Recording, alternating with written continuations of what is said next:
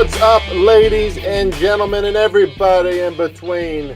It's Laying the Points with FarleyBets. What's going on, everybody? Happy Thirsty Thursday. It's April 13th. The NBA playoffs are on the horizon, and I'm here to give an NBA playoffs preview. Playoffs?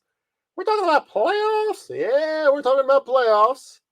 And already, the brand of the NBA is already so much better after a few playing games. We got some great games. How about the Bulls coming back against the Raptors? How about the Lakers and Timberwolves? Lakers looking awfully feisty. The Hawks and the Heat, very interesting game. Heat almost came back there. Had some good ones, had some bangers so far. Pelicans, see ya. Timberwolves still got a shot.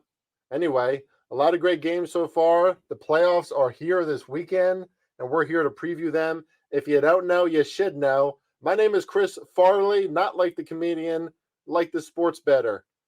FarleyBets on Instagram, Twitter, and TikTok.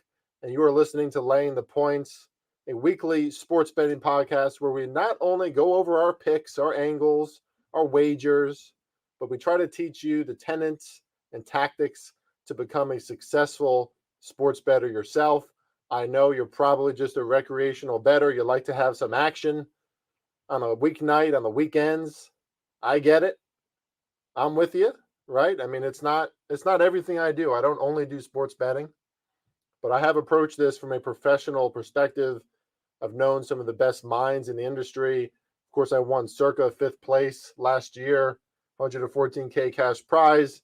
And I've been selling picks in the industry now for 3 years, hitting at very high rates in the NBA, 57%, et cetera. So I'm a pretty good teacher. Been doing this for over a decade.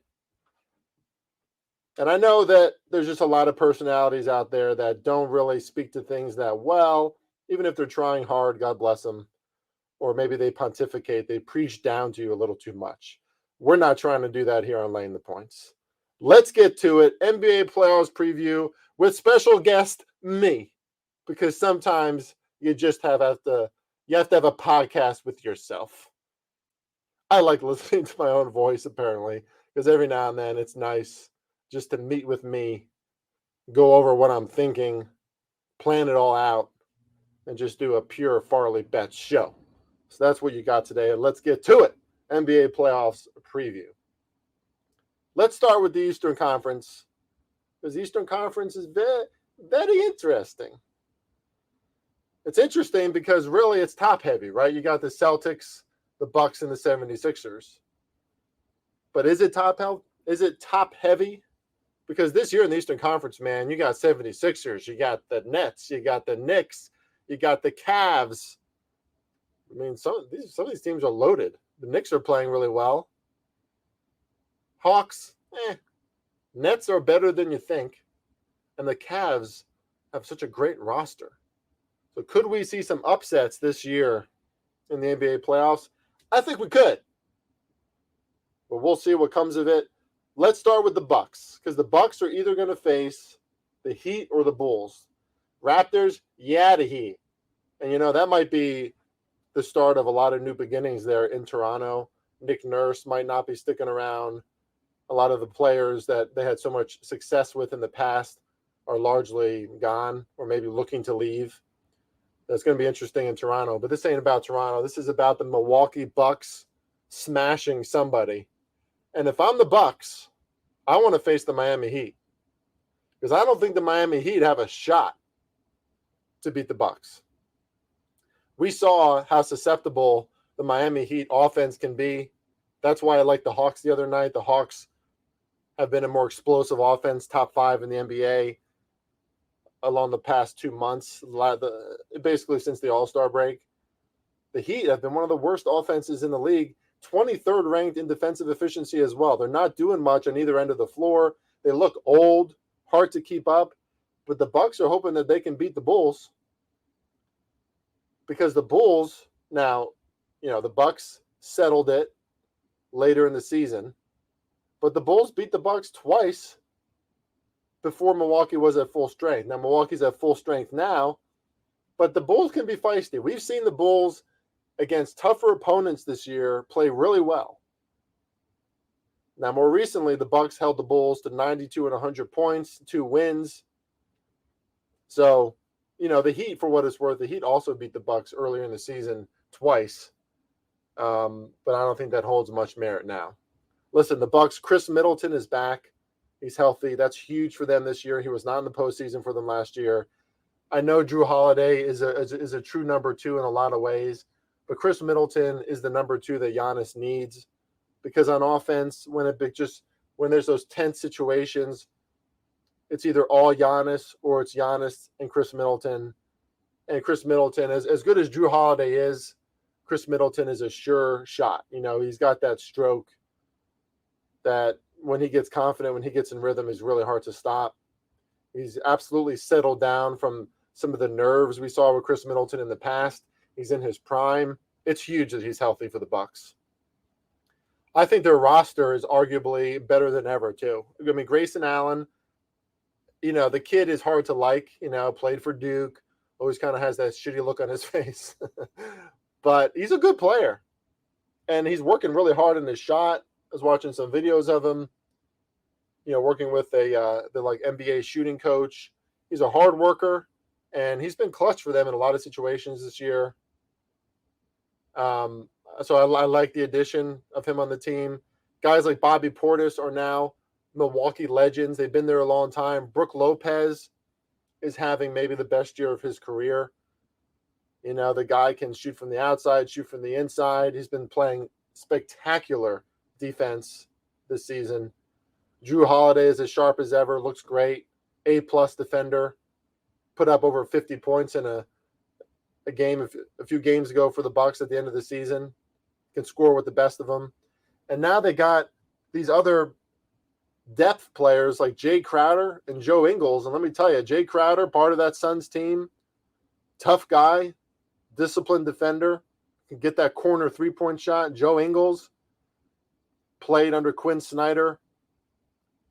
Obviously has that perimeter shot as well. Good veteran, right? Veteran leadership, guys with a lot of playoff experience. This is the best team in the NBA, if you ask me. I would look for a 4-0 or 4-1 series bets in favor of the Bucks. You're still going to get plus money for those things. I don't have those prices right in front of me right now. I got some other prices in front of me. But I would look for 4-0 or 4-1 series bets in round 1 for the Bucks. Even if it's the Bulls, maybe the Bulls get one, but we've seen the Bulls sputter before, not being able to find their offense. Levine came up huge for them in that game against the Raptors, but they certainly have talent.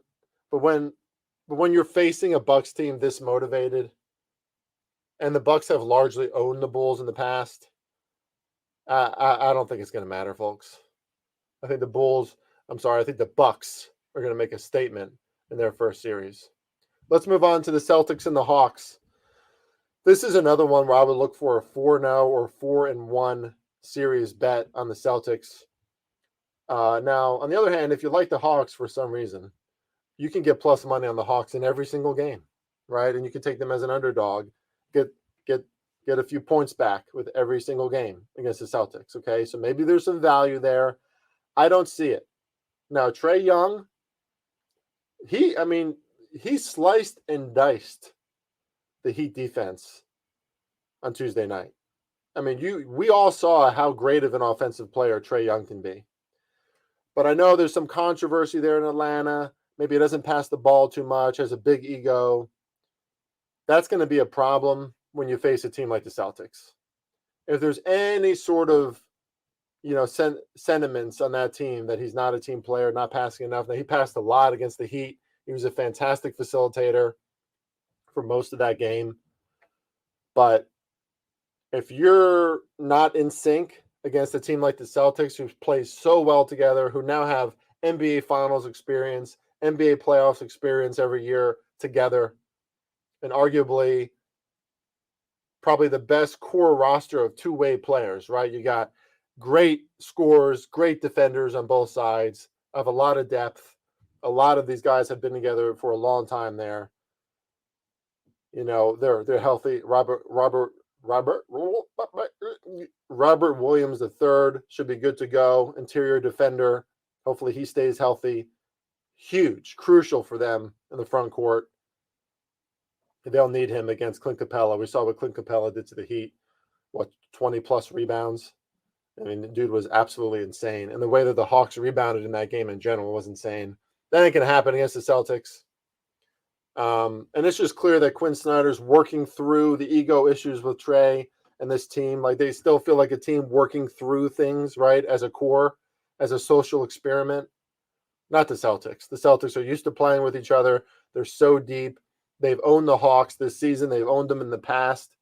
I mean, they've won their games this season by an average of 10 points per game. I think we're going to see a really good version of the Celtics. They're a little banged up, like not injuries that are going to keep them off the court, but every player has a little something from the season, you know. So maybe that's something to be concerned about, but I'm not. I would look for 4-0. That's that's how people on the Eastern Shore say it here, where my wife is from.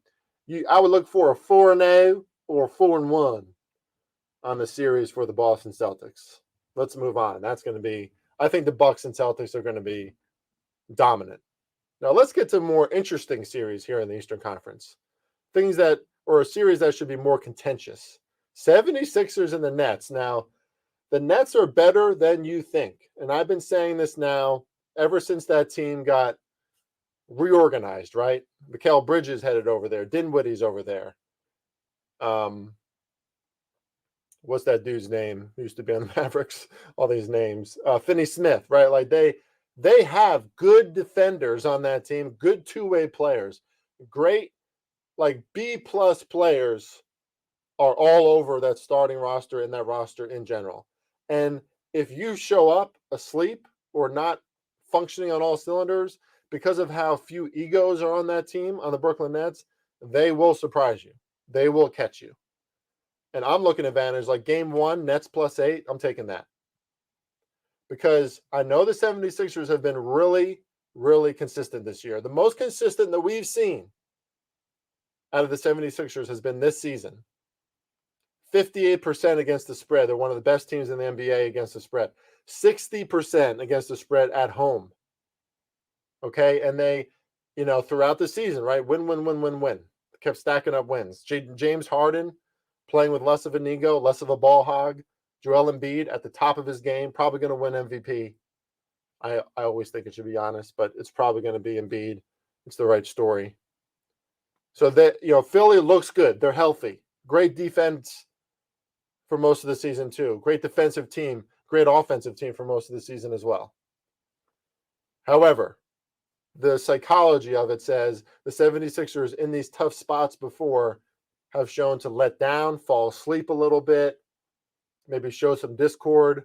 I don't know what that is. I don't know if it's because they don't really have a vocal on-court leader, right? Like Joel Embiid will yell here and there, but James Harden is quiet. Maxi's quiet. Everyone's just kind of quiet. And then you got old Doc Rivers, who, depending on who you talk to, some people hate him, some people love him. I don't know if he's a great coach, but he's done a good job this year. The 76ers are set up, but if I were you, I think a pretty good way to win some money no matter what. Now, of course, 76ers could sweep the Nets. I don't think they're going to. I think they're going to fall asleep one time. So I'd be interested in Nets +2.5 series bet, +120 on DraftKings.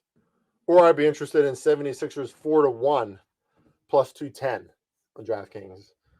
I just think the Nets are going to get one. Remember, this is a Nets team that there was a stretch in early May when they, finally started to show some chemistry. I mean, and really that was only 2 weeks in after the trade, where they covered 6 straight games as a dog, 9-5 as a dog ATS since that stretch. When the Nets are an underdog and a considerable underdog, they cover. So I would look to bet on the Nets if you get those bigger lines. Like, I think the lines are going to change eventually.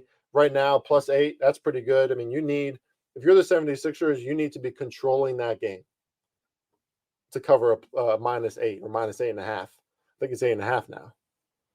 I don't see that happening. The Nets are going to be contentious. I don't think the 76ers can run away with it. So I would bet on the Nets more than I would the 76ers in this series as far as the spread goes. And I would take the Nets plus 2.5. Also, don't mind a 76ers 4-1 series win. Those are both plus money, right? If one of them happens, then you're getting some money back. Cavs versus the Knicks.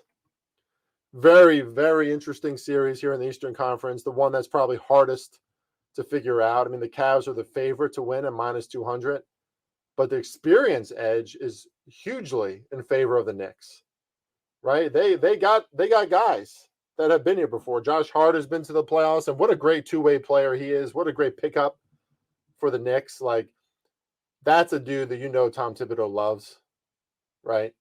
R.J. Barrett has been here before. Julius Randle has been here before. Obviously, Jalen Brunson was a huge part of the Dallas Mavericks getting so deep in the playoffs last year, and now he's with the Knicks. And the Cavs, look, their roster is great. I mean, those two bigs down low are really hard to defend. Donovan Mitchell levels up this team for sure, gives them that experience at the point guard position, takes some responsibility off of Darius Garland. That's better for Garland. Like he's not a player yet who can hold a team, score 30 plus every night and really put the team on his back if the team needs it. That's not who Darius Garland is just yet. So they have Donovan Mitchell to do that. They have great depth too. Karis LeVert, Ricky Rubio, Lamar Stevens. They got great depth. But this Knicks team, they just keep on surprising me. Playing great defense, playing great offense. I think a big part of that is Jalen Brunson. I think a big part of that is Josh Hart. And I think a big part of that is just this roster being familiar with each other and playing with each other for so long. And, Julius Randle especially, I mean, he's really shocked me this year. Like, he should not be the Knicks' go-to scorer, in my opinion. But he's had some huge games. Now, he's a little banged up right now. I don't think he's going to start this series. I guess we'll see. I need an update on that one. But I don't think they need him, especially with Jalen Brunson out there. Emmanuel Quickly has really come on and been a big scorer in some key spots. Great addition off the bench, obviously. I like the Knicks to win this 4-3. I think it's going to be a very close series. I think a lot of home wins. But I love that experience edge, and I love the Jalen Brunson effect for the Knicks. I think he gives them an edge on both sides of the court. He's an energy starter, great facilitator. I'm taking Knicks 4-3 series win plus 700 on DraftKings. There's some value for you. Take on the Knicks, the New York Knickerbockers, plus 700 on DraftKings. Okay, I don't even know what that accent was. It shifted at a certain point. That's what I'm taking. I think there's pretty good value there. Cavs are a really good team, really solid team.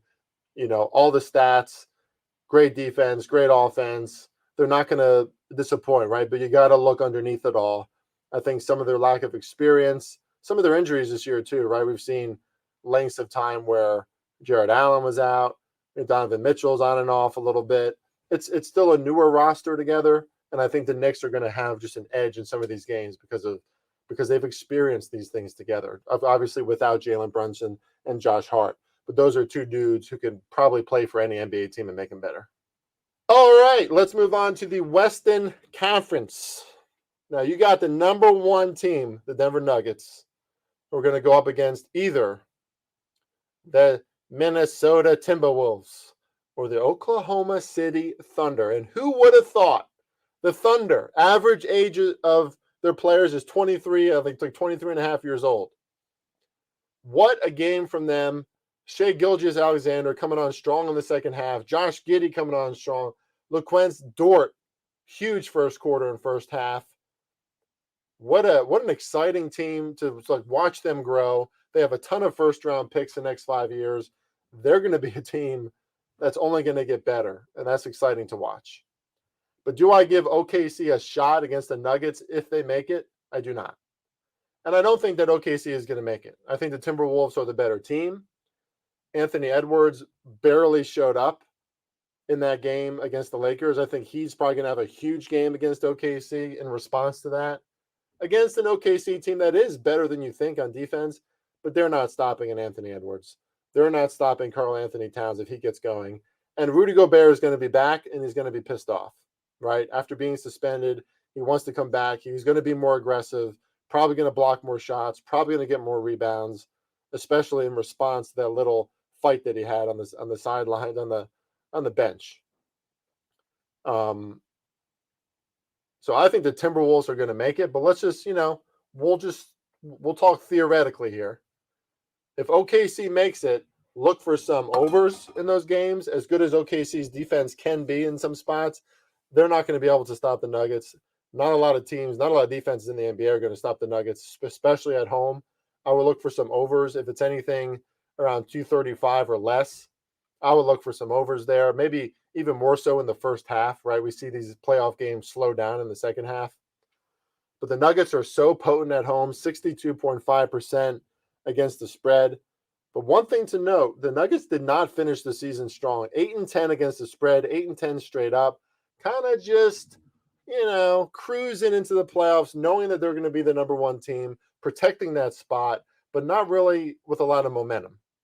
And momentum is a thing, right? In psychology, we know you can literally perform above your normative or even max potential that you thought. You can perform above that with momentum, because momentum is it's an energy, right? Like it increases output and it refines talent because there's so much confidence behind you at the time. You can tell I'm not a psychologist the way I just spit that out all clunky. But the point is, it's a real thing. And the Nuggets really don't have it. And a team like OKC might have it heading into this, especially if they beat the Timberwolves, right? So you watch for those kind of things and like the opening line for the first game. But ultimately, I think this is a Nuggets team who is probably going to absolutely dominate whoever they play in the first round. The Timberwolves have been feisty. If they make it, their defense has been better for sure. But we saw how they can play at the end of those games against the Lakers, right? Anthony Edwards looked shook. Nobody wanted to shoot the ball. I don't know. I still feel like they're a team that needs a lot of growth, especially with Rudy there and Karl Anthony Towns and making that work. And Quinn Snyder's he's the guy. Like he's going to be able to make it work, but it's too soon. They need a full season with a pro like Quinn Snyder as their coach, really refine all these things. And I don't see it happening against the Nuggets team led by Jokic, a group that's really fluid together. I mean, Jokic's role players, Jamal Murray, Michael Porter Jr., Aaron Gordon, KCP, right, Caldwell Pope. They got Bruce Brown and Reggie Jackson off the bench. Guys like Jeff Green and Thomas Bryant can make an immediate impact when they come out. It's a really good roster. It's a really good starting five. It's a really good offense. And the Nuggets defense, it had about one good month all season. So they're going to have to improve on that side, but OKC or Minnesota's offense doesn't intimidate me enough to think that they can win this series. I'm not going to bet this series, to be clear. I don't think there's any real value in like a 4-2, 4-3, 4-1. I think it's fairly unpredictable because of what we saw for the Nuggets recently and because of their lack of defensive skill. Because, I mean, you could argue that Minnesota and OKC are better defenses than ever, for sure. So I don't know how many games they could steal. Maybe one, maybe two, maybe three. But Nuggets will ultimately win this. They have the home court advantage. They're really good at home. Let's move on. The Grizzlies and the Lakers. What an interesting series. I mean, you got the young guns, right? Ja Morant, Jaren Jackson Jr., Dillon Brooks. These guys have an attitude, right? They're young. They're all like under 24 or 25. They're young. They have moxie, confidence. They attack. I love it. I love the way the Grizzlies play. I mean, some of the off-the-court stuff, it's obvious there needs to be some more maturation going on there, right? But regardless, on the court, they're a fun team to watch. They remind you of a team like in the 90s who they attack, and they're very physical, and they have attitudes. But they're going up against the Los Angeles Lakers, led by LeBron James, but LeBron James keeps telling us how much he loves this team, right? This is a team where LeBron James feels comfortable, I think, because he doesn't have to do everything anymore. Anthony Davis is playing with an attitude. He's playing with, it seems, very consistent motivation. He's playing hard. You love to see that. I mean, anybody who watches the NBA can say a sentence like this. It doesn't take much talent to say what I'm about to say, like observationally. Anthony Davis, if he was on fire, motivated for every game, could easily be the best player in the NBA. I mean, the guy's 7 foot. He has every skill of a point guard. He should dominate every game, but that's just not what happens from Anthony Davis, right? Just kind of had a cushy situation, I guess. Just he knows he's always going to stay in the NBA. He's always going to make a ton of money. I'm not saying I'm okay with his lack of motivation, but it's just what happens. Not everybody has that killer instinct, right? But it's almost like it doesn't matter with this new version of the Lakers because, I mean, they got Hachimura, Jared Vanderbilt. Those two guys with LeBron and AD, I don't think all four of them are ever on the court together, but when three of them are on the court together, that is a tough lineup to defend. I mean, that is a lot of size, right? A lot of rebounding ability, a lot of rim protection. And that's going to give teams a lot of problems. And we're talking about the Memphis Grizzlies, who are still without Steven Adams. And it looks like Steven Adams is not going to be returning for the playoffs. So they are a considerably smaller team than Los Angeles at this point. And Jaren Jackson Jr. can't do it all. He can't play 60 minutes, or is it 48? He can't play 48 minutes every game and just be blocking, rebounding the whole game. I think the Lakers have an advantage here. I love the chemistry that the Lakers have. Now, don't get me wrong. Memphis has about as high team chemistry as any team in the NBA. They just play really well together. And I think that's because Ja Morant, as lethal as he is, as talented as he is, he'll pass the ball just as quickly as he'll shoot the ball. He's not a ball hog. And I think his lack of ego on the court translates to everybody else. It's about the team attitude. Memphis they operate on a really high level when they're in sync. But a team like Los Angeles, with all that size, with a guy like Austin Reeves now coming out of the woodwork, who can nail shots all around the court.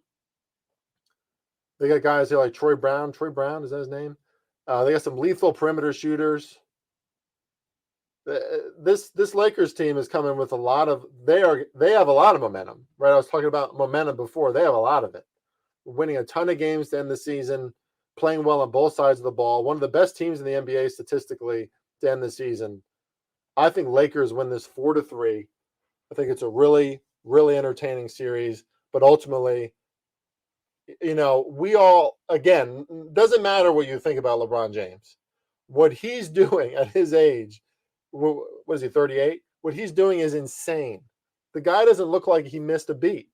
I mean, he beats people up and down the court, and he's still blocking shots on one end and then dunking on the other end. Like, that's insane for his age. I'm about to turn 38 this year. It's insane. Okay. I think ultimately he's the difference, right? Probably makes a game-winning shot in one of these games. Anthony Davis is playing well. Memphis is going to get a few of these, but I love Lakers 4-3. Contentious, box office type of series that the NBA really wants to see, and Lakers edge it out because that's also what the NBA wants to see.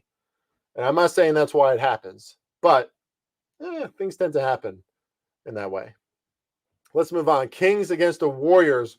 Really, really fun series to look forward to. I would love it if the Kings, won a series, were a real threat in the West. I think they're going to give the Warriors everything they can handle because I know the Warriors have Andrew Wiggins coming back. Gary Payton II now is being integrated. He's a great defender. He was great last season in the playoffs and in the NBA Finals. Those are two really crucial guys for their defense. They need them. Draymond Green is already talking smack in his podcast. He's like, don't let us win again. Don't let us do it again. I love that. I love how he shit talks. But number one, expect high scoring because the Warriors are still going to, I realize Wiggins is back, but I don't think, boom, operationally, that was a terrible snap. I don't even know if you can hear this, but boom. Operationally, I don't think it's just going to happen right away. I don't think you're just going to plug in Wiggins and he's going to be the same defender he was in the playoffs last year. and you're just going to plug in Gary Payton II, give him a few more reps, and he's going to be just as good as last year. I think the Warriors defense, especially on the road, is going to take a second to come together and work together at a really high level. So I expect a lot of high scoring. I expect games over 240. I expect first halves over 120. And the Kings, obviously, they can play better defense in some spots, but they're not a good defense. But this has been the best offense all season. And they have impressed me so much. Obviously, their roster, a lot of offensive talent, but they've impressed me so much in really tough spots after the All-Star break. Back-to-backs, tough road spots, really good teams they play against, and they've won over and over and over again. This is a team that believes in each other. This is a team with a lot of offensive talent. Who's to say that they can't, just by pure offensive firepower, knock out a team like the Warriors? I think they could. I don't think it's going to happen, though. I'm going to give the Kings 3 games. I think the Warriors win Game 7 on the road in Sacramento. I think this is another 4-3. I'm taking Warriors 4-3 plus 550. Warriors are still the champs, ladies and gentlemen. They are still the champs. Suns versus the Clippers. Very interesting matchup here as well. Now, the Suns, obviously, right? Fantastic starting 5. Kevin Durant, Devin Booker, Chris Paul, DeAndre, incredible starting 5. So much so that starting 5 is going to win a lot of games for them in the postseason, because it's more about the starting 5 than ever before, right? The regular season, you integrate people, you integrate a lot of players off the bench. You try to, you like experiment a little bit. Not in the playoffs. They're going to use those core 5. All those guys are going to play over 40 minutes a lot. But they do lack experience together. Kevin Durant, I think he's played, like 8 games with the Suns. Hasn't been there very long. Devin Booker, trust me, he loves to be number 2. He's in a great spot. He's going to have some good games too. I just think the Clippers are very, very sneaky here.